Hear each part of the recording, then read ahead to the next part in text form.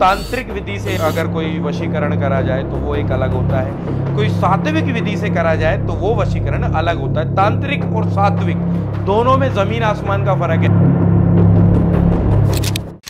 आजकल वशीकरण के लिए बहुत लोग मेरे पास मैसेज करते हैं, बहुत लोग डीएम करते हैं, बहुत लोग ईमेल करते हैं कि सर मेरे को वशीकरण करवाना है।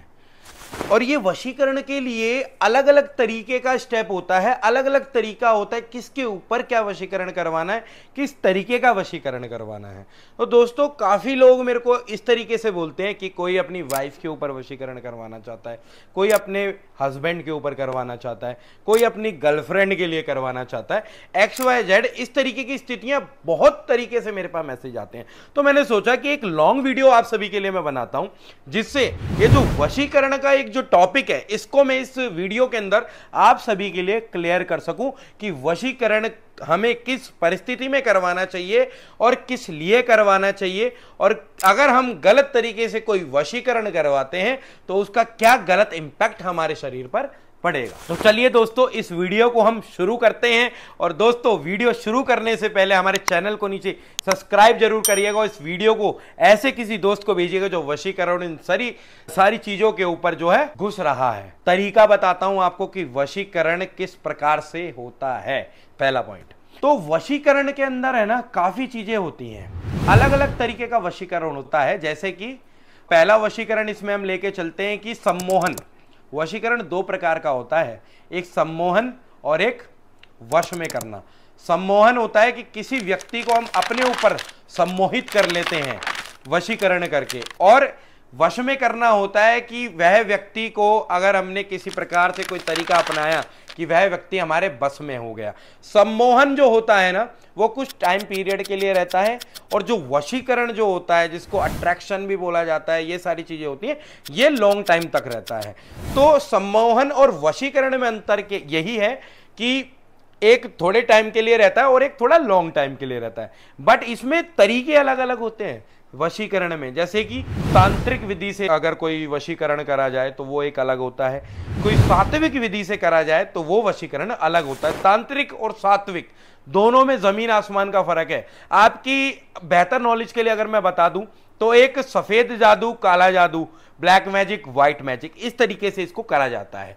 यदि अगर हम तांत्रिक विधि की बात करें तो दोस्तों आप सभी को मैं मना करना चाहता हूं, कभी भी कोई व्यक्ति किसी भी प्रकार का कोई वशीकरण तांत्रिक विधि से ना करवाए, क्योंकि उस तांत्रिक विधि का जो असर है वो उसको तो भरेगा, मतलब जो व्यक्ति करवा रहा है वो तो भरेगा, उसके साथ साथ में उसका पूरा परिवार इस वशीकरण में चपेट में आ जाएगा, और इससे पूरा खानदान की जो परिस्थिति है, फाइनेंशियल, हेल्थ, सब चीजों में बहुत दिक्कतें आ सकती हैं। तो मैं आप सभी को मना करता हूं कि तांत्रिक विधि में कभी ना जाएं वशीकरण करवाने के लिए।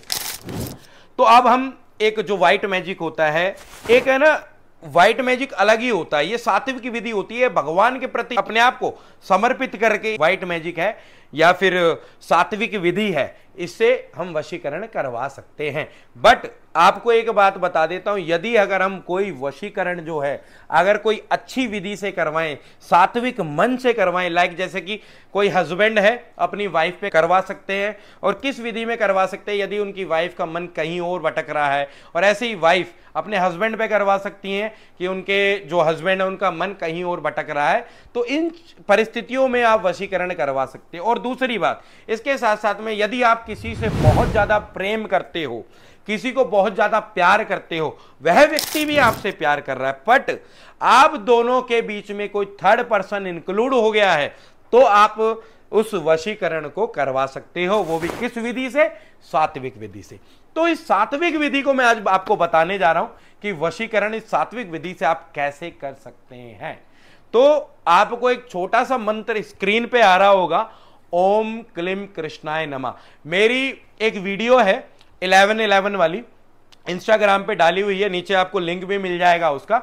उस वीडियो पे मेरी सबसे ज्यादा व्यूज आए और सबसे ज्यादा लोगों ने पूछा है कि इस मंत्र से कैसे करें कि हम किसी को वश में कर सकें सात्विक विधि के अनुसार। तो दोस्तों मैं आपको पूरी क्लैरिटी से बता देता हूं। पहली बात तो इसमें यह है, मंत्र जो मैंने आपको बताया कि ओम क्लीम कृष्णाय नमः, इस मंत्र का सुबह ब्रह्म मुहूर्त में आपको जाप करना चाहिए और शुक्ल पक्ष के शुक्रवार से आपको यह शुरू करना चाहिए। इस मंत्र में इतनी पावर है, भगवान श्री कृष्ण की इतनी पावर है। आप अपने पार्टनर पे यदि अगर आप इस वशीकरण को यूज करते हो अच्छी भावनाओं से, तो दोस्तों वो है पार्टनर आपसे कितना भी दूर जा रहा है ना, जितना दूर जाएगा ना उतना ही जल्दी और उतना ही पास आपके पास आ जाएगा।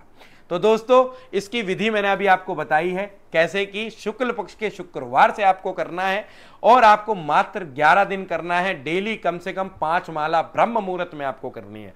यदि अगर आप 5 माला ब्रह्म मुहूर्त में करते हो और संकल्प लेके करते हो कि हे कृष्ण जी मेरी ये मनोकामना है और इस मनोकामना के लिए मैं इस मंत्र को करने जा रहा हूं और आप मेरे पे अपनी कृपा दृष्टि जरूर दिखाएं और मेरी इस साधना को अपने प्रति बिल्कुल समर्पित करें और मैं जो चाहता हूं मेरी उस इच्छा को पूरी करें। तो दोस्तों इस विधि के अनुसार 11 दिन तक आप लगातार करते हो तो यह वशीकरण आपके लिए 100% काम करेगा। और दोस्तों एक बात और मैं बताने जा रहा हूं, यदि अगर कोई व्यक्ति गलत काम के लिए इस वशीकरण मंत्र का यूज करता है तो उसके लिए हमारी टीम या हमारा कोई भी जो हमसे व्यक्ति जुड़ा हुआ है वो जिम्मेदार नहीं होगा, क्योंकि आपके साथ अगर गलत भावनाओं के साथ आप ये मंत्र करते हो तो आपके साथ 100% गलत ही होगा। और दोस्तों इसी तरह की वीडियोस में और लेके आऊंगा। अपने दोस्तों को शेयर करो जो वशीकरण इन सारी चीजों में है और हमें सब्सक्राइब जरूर करना और बेल आइकन पे क्लिक जरूर करना। जय जय श्री राधे,